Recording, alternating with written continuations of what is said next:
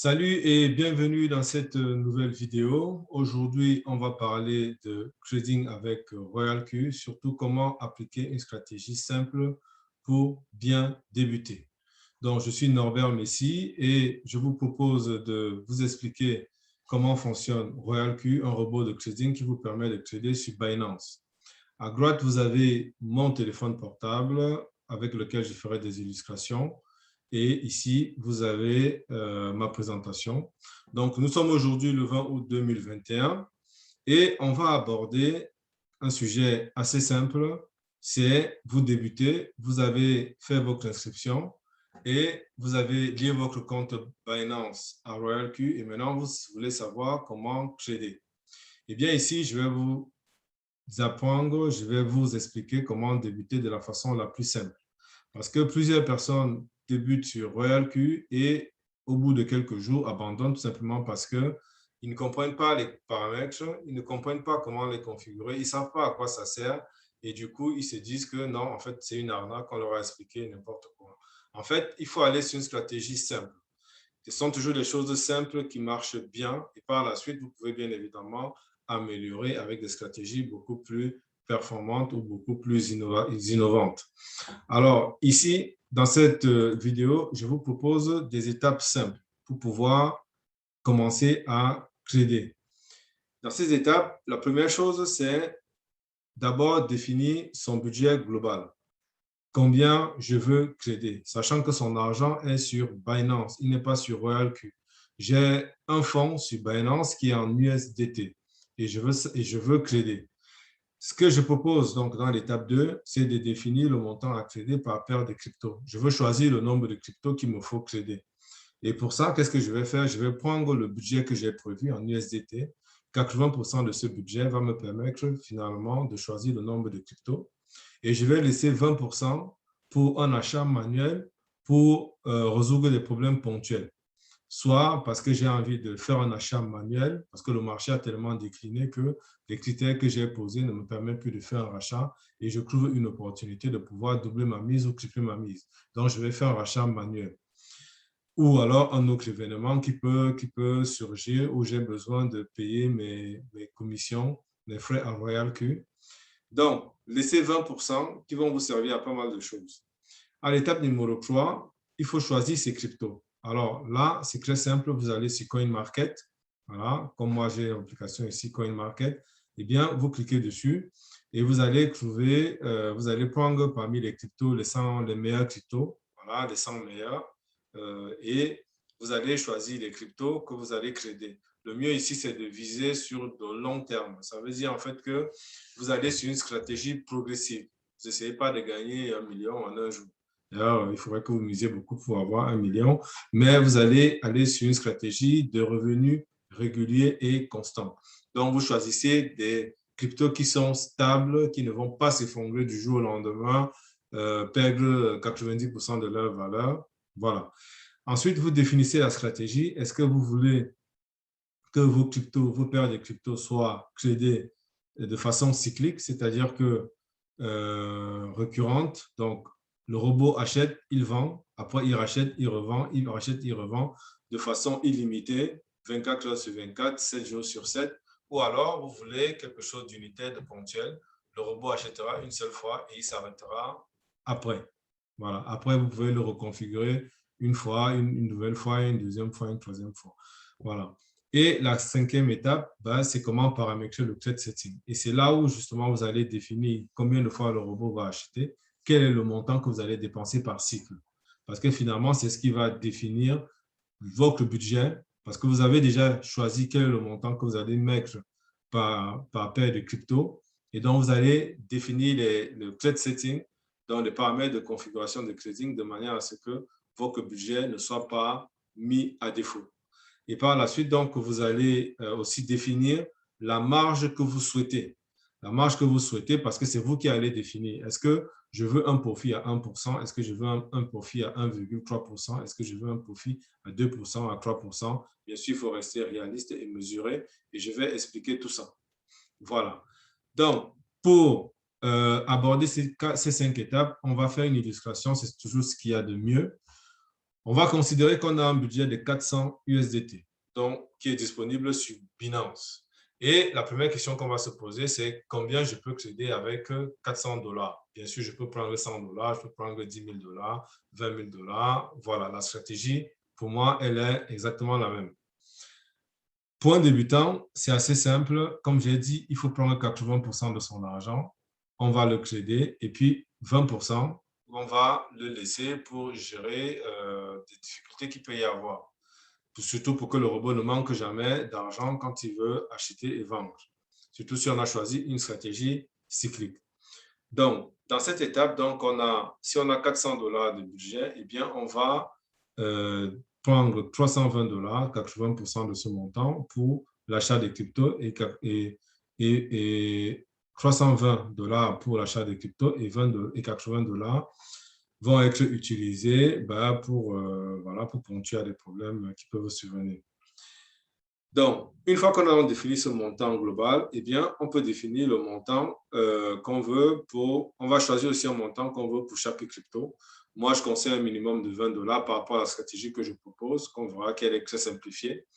20 dollars USDT par crypto. Et donc, si j'ai un budget de crypto de 320 dollars et que chaque crypto, c'est 20 dollars, eh bien, 320 divisé par 20, ça fait 16 cryptos accédés. Voilà, aussi simple que ça. J'ai défini le nombre de cryptos que j'ai accédé.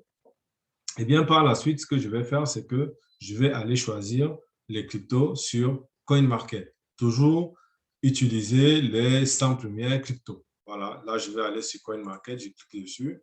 Lorsque j'arrive dessus, si je me mets dans la bonne configuration, pardon, voilà.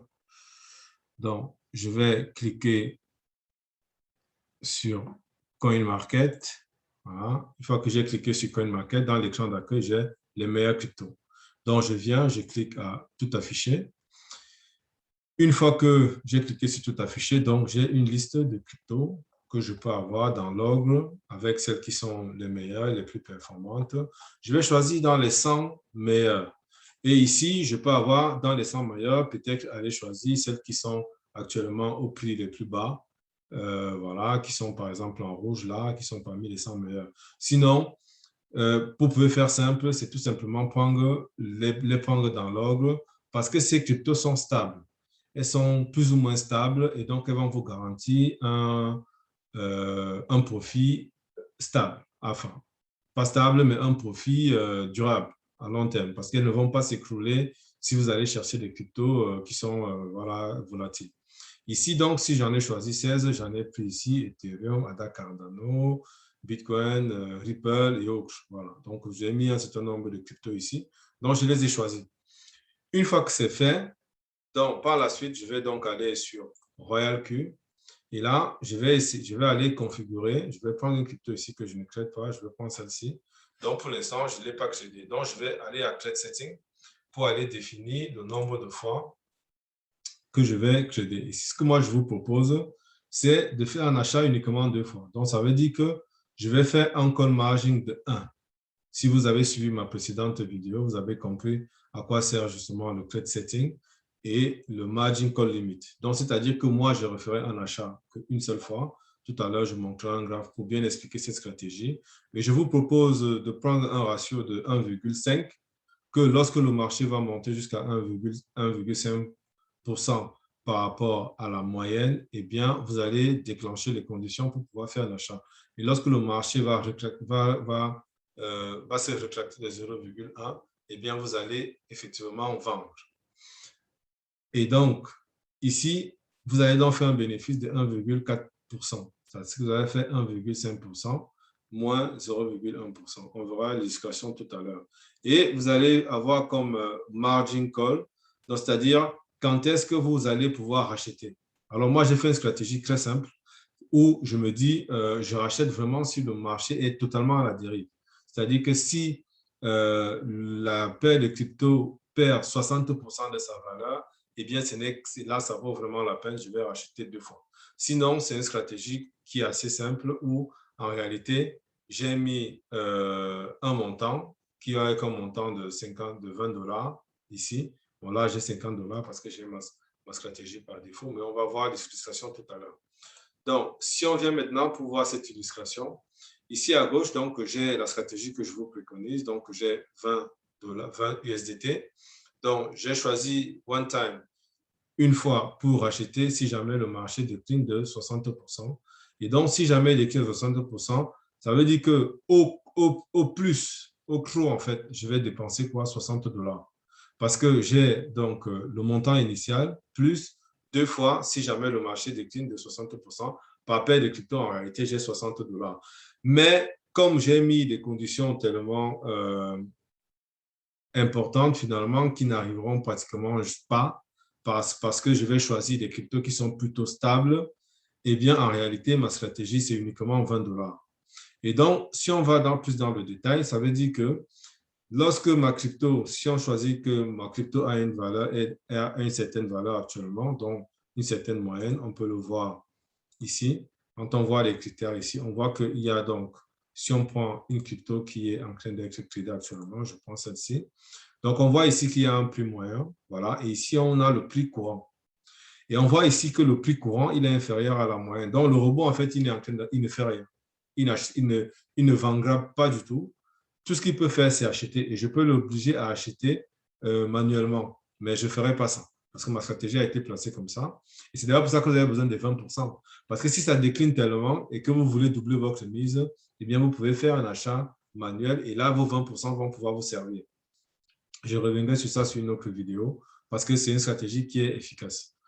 Donc, si le marché augmente donc de 1,5% par rapport à la moyenne, c'est-à-dire que ce prix courant est supérieur au prix moyen de 1,5% et que par la suite, le marché décline de 0,1%, qui est donc là, eh bien, je vais faire un profit de 1,4% fois la moyenne. Voilà. Donc, et si le marché est très dynamique et que finalement, il ne se rétracte pas de 0,1% et qu'il continue toujours à augmenter, eh bien, c'est intéressant parce que là, je vais pouvoir gagner, avoir un profit de 10 moins 0,1 fois la moyenne, c'est-à-dire 9,9 fois la moyenne. Ça, c'est très intéressant. Et bien évidemment, si le marché décline de 60%, et là, il va racheter deux fois. C'est les critères que j'ai mis, c'est aussi simple que ça. Voilà. Et dans cette zone, c'est une zone rouge pour le robot.